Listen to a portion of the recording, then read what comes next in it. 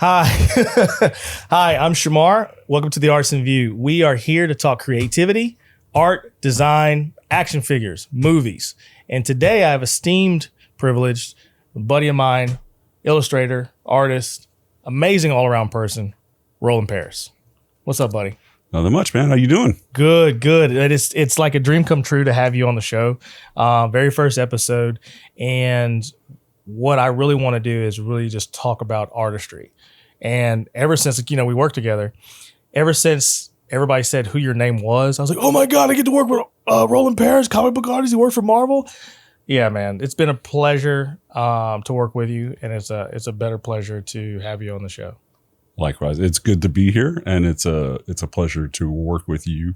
And it always just like kind of freaks me out a little bit when people get are like all like fanboyish. So like, I'm just a person, man. I'm just a guy who just like does little doodles on paper. Yeah, It's not that big of a deal, man. Man, your doodles, and your doodles and illustrations and art, man, are phenomenal. So what I think you and I talked about it before. It's like whatever you do minimal is amazing to people who can't do it or are trying to do it. And also you provide a great knowledge, especially with talking to you about comic book art and artistry. Well, it's like I tell everybody that, when I do cons and stuff like that and people come up to me like, how'd you do this? How do you get to this point? Like it's practice. Yeah. That's really what it is. It's practice. It's all it is the more you do something, the better you're going to get at it. Like, cause you were an athlete. The more you practice football, the better you got at it. Yeah. Right. The more you practice 3D design, the better you get at it. The more you play a musical instrument, the better you get at it. If you want to be an artist, the more you draw, the better you get. That's really all it is. Everybody's like, oh, it's a gift. I'm like, no, it's a lot of hard work. Yeah, dedication. Dedication and crumpled paper. Yep. You do. Well, that's why they make erasers. Yeah, or you do like the Control Etch-a-Sketch. Z. Yeah. Until you run out of backups and undos. Right. That's how we feel.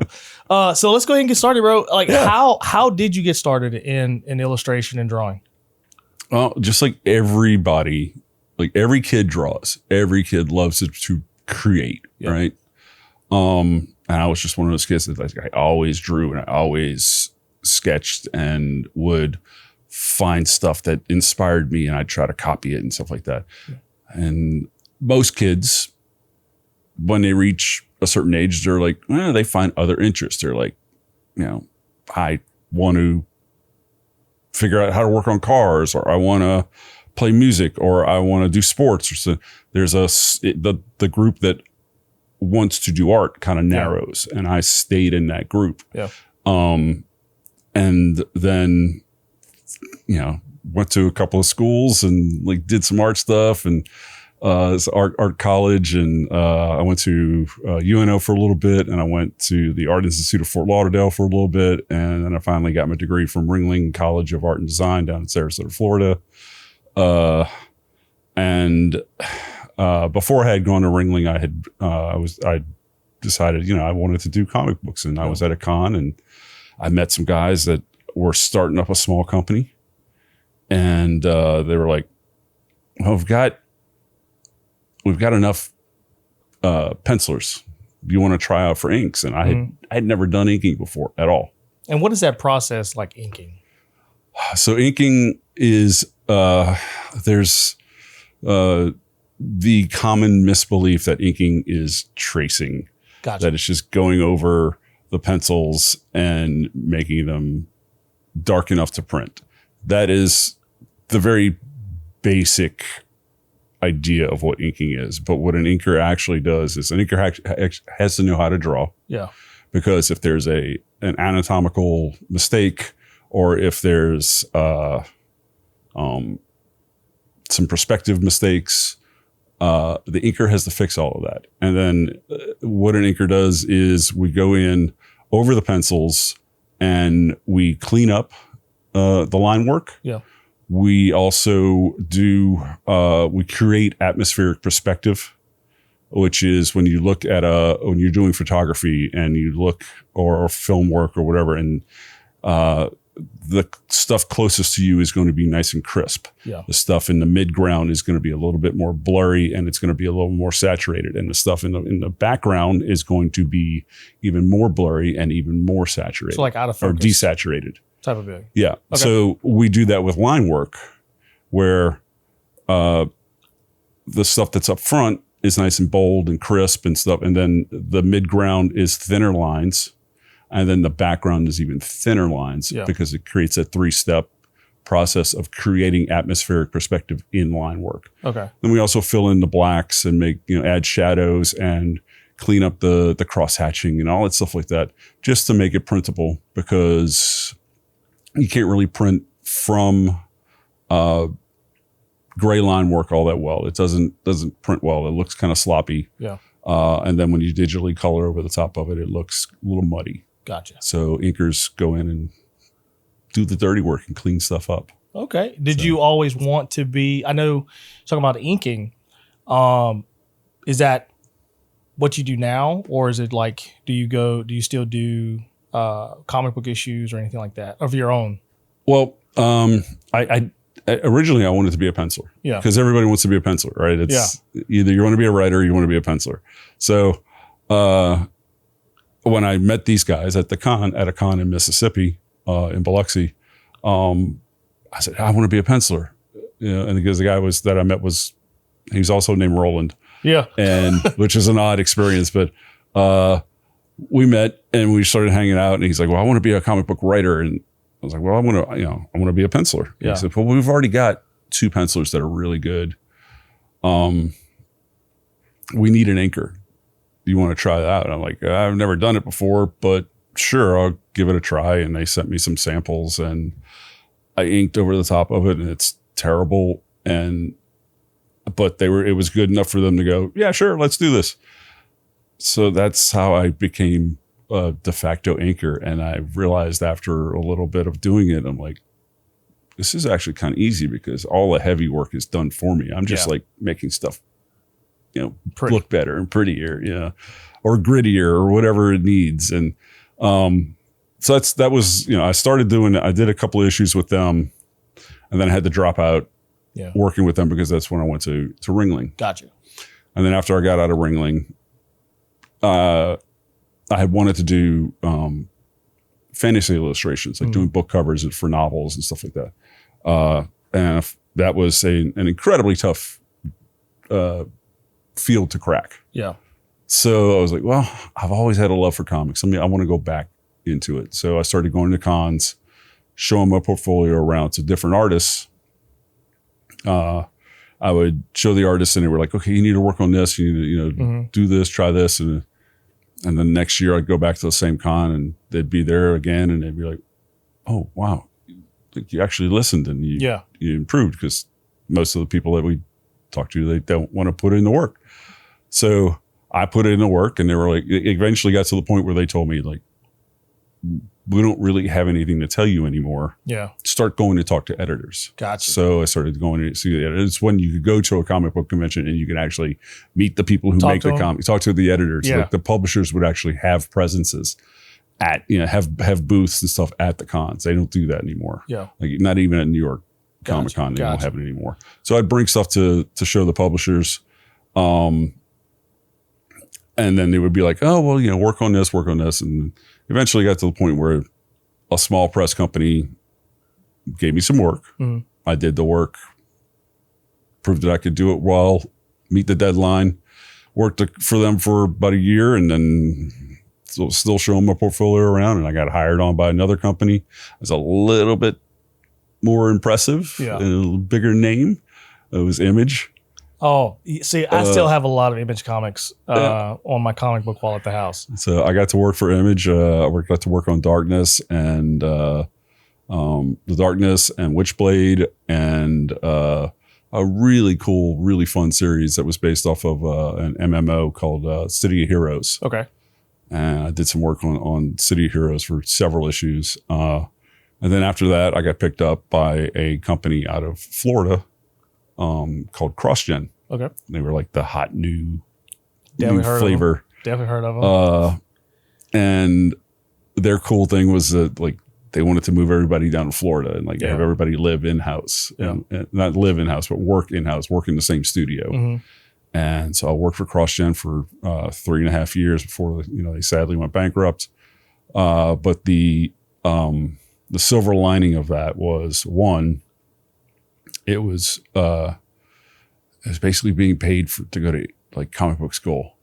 Which is what everybody would love to do, right? And like get receive is like, yeah, I'm getting paid to go to comic book school. Yep. And be around a whole bunch of other talented artists. That's exactly what it was. It's like they had 60 something artists in house, and they had all like had various levels of experience, and you could walk around and you can go, hey, like, how did you do that? Yeah. And they go, oh yeah, here. For the most part, like everybody would like, yeah, sure, here, let me show you how to do it. So you didn't like face any like gatekeeping or anything like that, because no. The artist industry is, for what I've known, like does have gatekeepers, because some people don't want you to be like, okay, I don't want to tell him this information because he may use it to get higher than me or get this certain type of client. Yeah, that's called insecurity. Yeah. Okay. Okay. Yeah. Let's go ahead. Just knock the wall down. That's really all it is insecurity. Because if you're not secure enough in what you do, so where you can't teach somebody what you do, and then worried about them taking your job, then you're not secure in what you're doing because you're afraid you're going to lose your job, and that's just insecurity. That's definitely well said, man. That's definitely well said.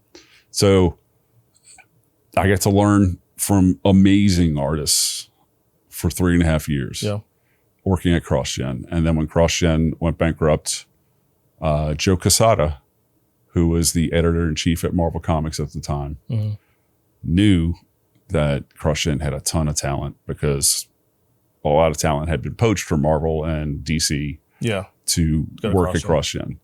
So he flew down to Tampa, brought the entire staff out to dinner, and for like 4 hours we were all just having a lot of fun, eating, bullshitting, just having a good time. And then he, at the end of the dinner, he goes, all right, I just want you all to know, you all have a job at Marvel. And he said, it's your job to prove that you deserve to be here. You got to meet the deadlines, you got to do good work, but I will find something for each and every one of you to do. And he did. So you're telling me Joe Quesada flew down, took everybody out to dinner, and then like presented you like, hey, you already have a job, even knowing the fact that you guys lost a job. Yep. Well, I wish that's how I wish a lot of lottery tickets worked. Right.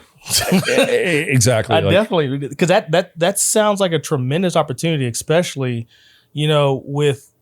for anybody, with the news like, hey, we're shutting our doors, you got to go find other work or anything, any type of job or employment that you've had or anybody's had, to get struck down with that news. Because I know whenever someone said, hey, Shamar, contract's done, or hey, we're laying you off, it's like, oh shit. Yeah. And another company doesn't show up at the door going, hey, come on. Yeah. It doesn't happen. Yeah. Not at all. So we got all extremely lucky. Yeah. Some of us dropped out and like didn't continue to work or moved on to different countries and stuff like that. But I worked for Marvel for 15 years and enjoyed every second of it, and got to play in a giant, wonderful sandbox of, that had characters. I worked on Spider-Man, I worked on X-Men, I worked on She-Hulk. I got to work on an Avengers cover. Yeah. All kinds of cool stuff. But my favorite thing ever was working on something that nobody knows that was even made by Marvel. You're all giddy. I love it. I love it. So great. Yeah. I just love it. It was Marvel's in the 70s. Marvel used to produce and publish Marvel Illustrated. So it was like Tom Sawyer or a Connecticut Yankee and King Arthur's Court, and just do illustrated versions of classic novels. Yeah. So they brought that back, and they did. I can't remember what the first one was, but the second one was the Iliad, and then they did the Odyssey. Yeah. And a guy that I had worked with at inked over at CrossGen and also at Marvel, a guy named Greg Tocchini, was offered the gig to pencil the Odyssey. Yep. And a guy named Roy Thomas, who was a writer that I had written damn near everything I read in the 70s and 80s. He was one of my favorite writers. He was a guy who was adapting the epic poem. And because they liked my inks over, Greg's pencils, they asked me if I wanted to work on it. So it was just trifecta of when, I got to work with Roy Thomas, I got to work with Greg again, and I got to work on the Odyssey, which I was one of those nerds that loved reading the Odyssey in high school, and whereas everybody else is like, "Oh, this is terrible. This is culture. Boring." It's culture. I loved it. So it's one of my favorite things. Oh, not one of my. It is the favorite thing I ever worked on in my comic book, and in fact, there's a page from the Odyssey. It's the only page I won't sell. All of my original art is for sale. From the time, and I've seen a lot of your original art when I went to a couple cons, and a lot of that stuff is amazing. Literally, when I brought my little girl, she would always, I remember she walked up to, I think her very first con was in, I forgot where it was. Oh my gosh, Gonzalez. Yeah, was that one? Was it a 2 years? I think it was 2 years ago. I brought her, and then Retrocon. Yeah, and then she would just flip, and then as she's flipping, I'm looking at the blue line work and all that type of stuff. Is it blue line work? Right? Well, it depends. Okay, and it's astounding how your penmanship, your line work, is breathtaking. Honestly, people who actually don't understand art or comics or anything like that are probably oh, it's just a line. No, it's really not, because it's you have to take every character, and it's every stroke was a love poem, if you put it that way. Yeah. To art or comics. Yeah. And, and it's just astounding to see the things that you do. Well, I appreciate that. One of the things I prided myself with when I was inking was that I would try to do each and every page without having to use whiteout. Yeah. And not make mistakes. Yeah. Or if I did make a mistake, to find a way to correct it without using whiteout. Gotcha. And for the most part, I succeeded. There was probably maybe 10 pages in my career of over 25 years of working in comics that I had to use whiteout on. So I would have had a whole page with whiteout. The whole entire sheet of just comics. Shamar, I don't think we're gonna continue with your contract. It's that's okay. There's a whole bunch of whiteout on it. It's like paper mache, But you move the page and it just cracks. It starts cracking. It was I want to show you. I want to show you the earthquake of my comics. Yeah. That's how it goes. Dude. Who's your favorite character? My all-time favorite character, for me personally, it's a toss-up. It's probably first is Moon Knight. Yeah. Absolutely love Moon Knight. I don't know why. He's Marvel's psychotic Batman. Yeah, I've seen the show. I love Moon Knight. Secondly, my second favorite character is Iron Fist. Okay. And then for Marvel, my third was probably Doctor Strange, who used to be a third level character, but since the movies, now he's top tier. Yeah. He's top tier now. For DC, it's Hal Jordan Green Lantern is my favorite DC character. Okay. I love Hal Jordan. Because usually everybody says Batman or anybody from the Justice League. I'm one of those weird dudes that I like those. Yeah. Those second, B and C level characters. Yeah. They resonate with me for some reason a little more. Hell yeah. The outsiders, So what are the things that you like to do? How do you balance, family time, doing your art, those type of things? Because, we all know that sometimes you don't have enough time. We all don't have enough time in the day. How do you balance that? It's just like anything else. You got to schedule a time where you just got to tell yourself and your family, okay, look, this half hour or this 45 minutes or this hour, maybe 3 times a week or once every night or whatever, this is when I'm going to work. Mm-hmm. Sometimes it doesn't always work out because emergencies happen or Yeah. like something happens, like, hey, you know, you got to bring this kid to, can you bring Alex to baseball practice? Like, yeah. Okay. But yeah, that's really all it is. Is you've got to schedule the time and like have the whole family know that this is when Roland's working. Yeah. Like, leave him alone. Dude. So, and it's a great pleasure, brother. Cause like, what is a project? And now that we've discussed the balance, what project right now would you like to start or complete or finish? Well, I'd like to complete the project that I'm currently working on. But it's taking a long time because of the balance and because of some health issues and all the family stuff, you know, the 2 kids playing sports. Yeah. And trying, you know, but I've gone back to wanting to do sort of fantasy art. So Okay. I'm working on a series of illustrations of warrior goddesses from different cultures from around the world. I dig it. So, And is that like right now? Can we see those or like still like on back burner? they're still, for a little bit? I've got a bunch of loose sketches worked out for most of the goddesses and stuff like that. Now I got to like, you know, transfer them to good paper and then start inking them and stuff like that. So I plan to do either like a published book of just maybe the line work and some copy that I've written about the goddesses, or a good friend of mine suggested a really good idea that I didn't even think about, to do a coloring book of them. That would be dope.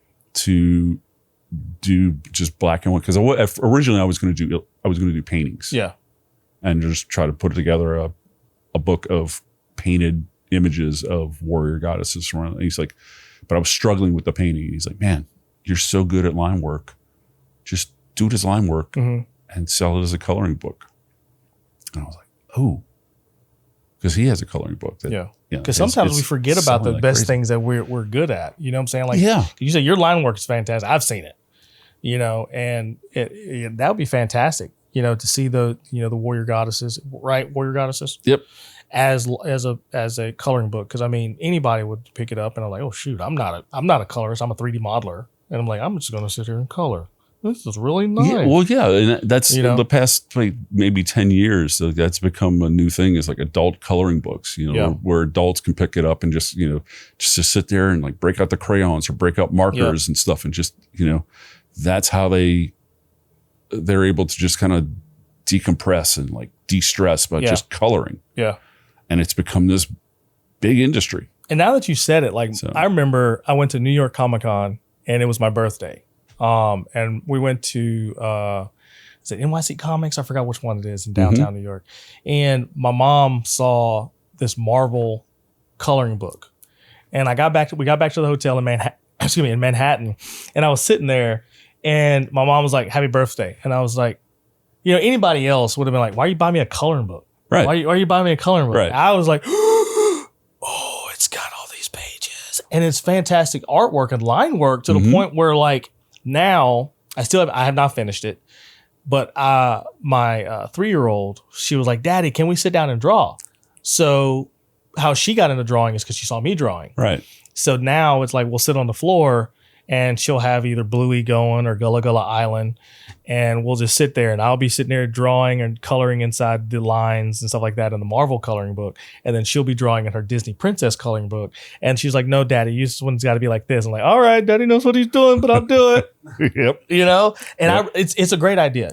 It's a fantastic idea, especially like you said, to decompress, and you're sitting there and you're taking your imagination, because I believe, my personal belief is, sometimes life nowadays, adults, we lose that childhood like aspect. Yes. To where you're just like boss hog every day, and there's like no decompression. Either you go to the gym or you watch movies, or you read comic books, or color. The simplest things is color. Right. Like you said. Yeah. And I think one of the reasons I've been successful as a comic book artist and one of the key reasons I'm so successful when I do conventions and I have conversations with people, and especially when kids come up to me and they ask advice, and I'm able to like talk to them and stuff like that. The parents are always like, how do you do this? How do you communicate so well? I'm like, I'm not childish, but I'm childlike. Yeah. I always strive to be childlike, to always look at everything around me like it's the first time I've seen it. Yeah. And to have that inspiration and that awe of what's surrounding me. And yeah, there are definitely times where I could be a cranky, just ridiculous, just pain in the ass old man. Yeah. And just grumpy as hell. But then I'll just go outside and I'll just sit in a chair and I'll just like watch the birds and watch the trees and just like, okay. The simple things, like basically to like bring you back to earth, or bring you, sometimes when people say like to reconnect, just walk barefoot in your backyard. Yeah. And you're like, all right. But for me, it's not like the grounding thing that the new age, blah, blah, blah. Yeah. For me, it's like I go out there and I'm looking at the colors and I'm looking at the shapes and I'm looking at, how the forms move of like a tree branch. Yeah. And so for me, it's still artistic, but it's awe-inspiring because I'm looking at it from a childlike point of view. Like, how is that done? How does that move like that? So it's a childlike way of reconnecting with looking at things, and seeing color and seeing form and seeing lines and that aren't really there because there's no lines in nature. So I'm mimicking nature. I'm mimicking a lineless world in line. Yeah. And that's really, that's a really profound way of. That is very profound, dude. That you describing inking. You need to go ahead and just like coin that term there. I'm going to write that down. I'm going to put that in my man. Notes. Like I dig it, and I really appreciate it. Like so if people are watching this, or when people are watching this, where can people find you? Where can they find me? Yeah, not your home address. No, I'm not going to give that away because it's a secret bunker underneath the earth. With the Mole Man. If you're a Fantastic Four fan, you understand that. But if not, I'm a Luddite when it comes to technology, and even though I work in Photoshop every day at our day job, that we share. That's it. I don't want to have a ton of social media stuff, so I have Facebook because it's the only way that when I do cons, I'm able to promote it. So gotcha. If you want to find me on Facebook, just look up Roland Paris. It looks like this. This is what my profile picture looks like. Like I said, like when he came into the studio, like I literally thought that he got off a tour bus in Dallas. And I was like, oh man, you had a rock show and you come in here? He's like, yeah, my name's Roland Paris. And I rock out and I do comics at the same time. And I look at flowers. I mean, I do play music, and I'm a Midland to terrible guitarist, but don't let this man fool you guys. That's my second love. Roland has a collection of guitars at his house. I have a collection of guitars. It still doesn't mean I'm good. Hey, I don't know, dude. You work for Marvel, all that. Yeah, you probably are good. You're probably strumming. You probably got a guitar pick, and you're just like, let me see how this line works. Bring. Like, all right, yeah, that definitely sounds great. Well, Roland, it's been a pleasure meeting with you, buddy. It's been awesome. And we hope to do this again. Yeah. Guys, I'm your host, Shamar Milton with the Artisan View. See you later.